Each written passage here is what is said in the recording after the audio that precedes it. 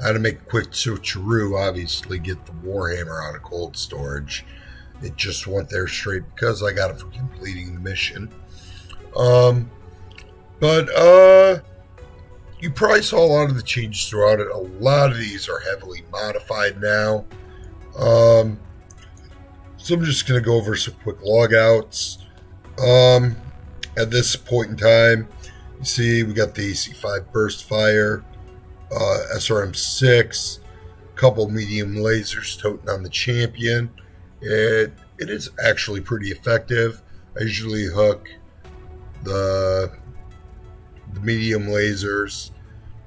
I usually put that on one. I think I put the SRM-3 medium lasers on too. I could really put an alpha strike button on this and it not really hurt it one bit either. I mean, it's not super heat efficient, but the medium lasers SRM-6 do heat it up a little bit. So having a nice rotation is good. The Dervish, I believe, has not been changed. No, still all the SRM-4s, medium lasers, SRM-6s, damage dealer through and through, armored up.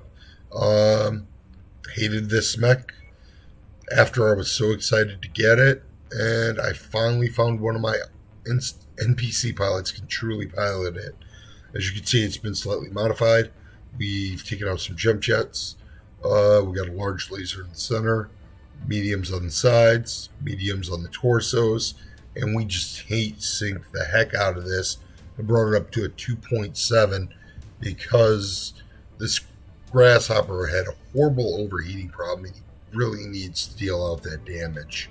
And, maybe have as you can see, a little better version of a large and mediums in the torsos, just so we can do a little more damage, get better reload times, things of that nature. We also, this is still on a loadout, so he's going through some changes. But this is the crab that we're waiting to change forever, and we had to go through all kinds of pains in the butt with him and grabbing the grasshopper to modify him. Because, yes, it is a global problem with Mechwarrior when it comes to repairing your mechs.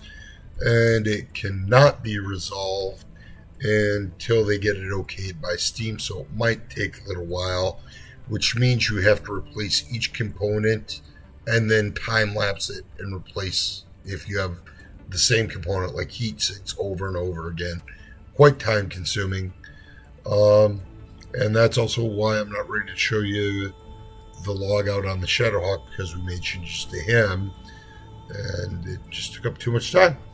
It's straightforward, except for the streak on the Panther. Is this the one we took the jump jets off? No, they have jump jets on it still. Okay. Plenty of heat sinks. Plenty of armor. Very juicy mech.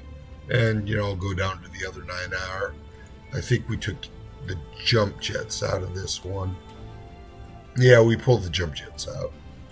Otherwise, pretty similar. We probably, I would guess, that added heat sinks for that. He has not changed. He is simply two weapons, PPC and LRM-10. None more to say. Some heat sinks, some jets, fairly fast for his size. Pretty good armor for his size too. That's really what he has going for him, because he's very limited weapon-wise. My favorite variant of the Centurion, even though it has limited weapons, just because the AC-20 is devastating and close, and the LRM-10 streaks can just take planes out of the air. Plenty of ammo, plenty of heat sinks. He runs smooth. I would have liked a little more armor, maybe a little more speed, but, you can't have everything in one mech. The Trebuchet, I don't think I've talked about the Trebuchet, as I like to call it, the trench bucket. This is a variant that we made. As you can see, it's got 2 medium lasers in one arm, 1 medium laser in the other. And it's got an LRM-20 with plenty of ammo for that 20. He's kind of like a missile boat that just has a little defense if you get in close. Is all he pretty much is. This is the weirdest mech that I thought I would hate, but I kind of like. He's just tons of machine guns and a large pulse, some mediums. I bring this guy in when I basically go to, and also he's the only one I keep in his original paint shop because it's beautiful. But I bring this guy in for demolitions. If I'm going to do a demolition mission, this mech's going to be in it because he takes down buildings like a fiend. And also he can take care of any tanks or anything there in the city really well. Oh, I already showed you this. This is the other Panther 9R. And I did decide to get a Javelin again because I missed him so much. And I had a chance to get one and some salvage. So I just fixed him up. He's pretty much stock as a regular 10F is. 10F is my favorite variant, so I've got no complaints. Tonnage is super low, but you never know if you find room for them. I am going to probably put a Panther, the non-jumping one, into cold storage, I think. Confirm. And we are going to bring the Warhammer over onto our main now.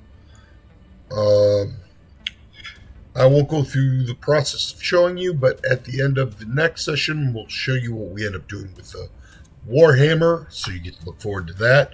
I'll probably make the next episode through to the next, pretty much the same deal. I'll probably run through to the next Black Inferno adventure. Unless it takes too long, then I'll split it into 2 episodes. But you'll get to see the Warhammer used. I love piloting Warhammer 6Rs. I usually don't make mods to me, even. I just think it's fantastic mech. So, with that being said, as you can see, my cold storage mechs, of course, are... I don't even know why I'm keeping the Blackjack. I'm keeping the Commando because he's a legendary. I'm keeping the Spider because he's legendary. I'll probably keep the Javelin just because I love the mech. The Jenner, both Irbies, and the Vulcan probably will end up getting sold. Unless I find some kind of use for them in mech collecting or something like that, like the jobs. So that's what's going to happen. So I can't wait to look forward to you to the next episode. You guys have a great time. Bye now. No, you. No, you. Oh, I can't move my mouse until I do this. Can't stop streaming till you